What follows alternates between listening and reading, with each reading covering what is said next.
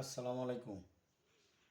এই দেখেন, সারা জীবন তো আমরা দেখছি খেজুরের গুড়, আখের গুড়, হ্যাঁ, গুলপাতার গুড়, তালের গুড়। আমাদের এই ব্রাহ্মণবাড়িয়া জেলা অনেকে তালের গুড় মোটামুটি বলতে কি অনেকেই চিনে না।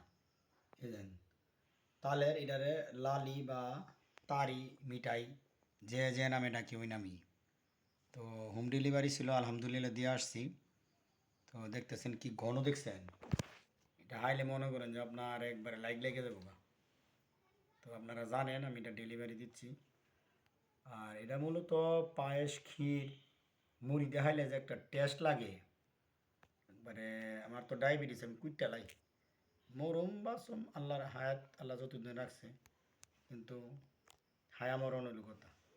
দেখছেন আমি কতটুকু উপর থেকে দিতেছি, একবারে ঘন।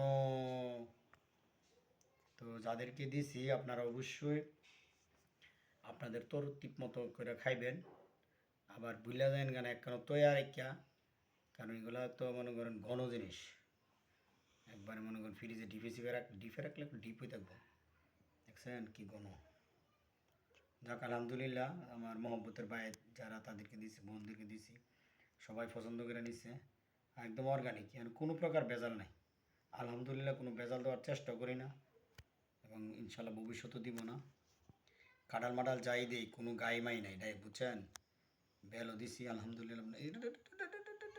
বুঝছেন? যাদের লাগবে অর্ডার করবেন ইনশাল্লাহ। ইনশাল্লাহ।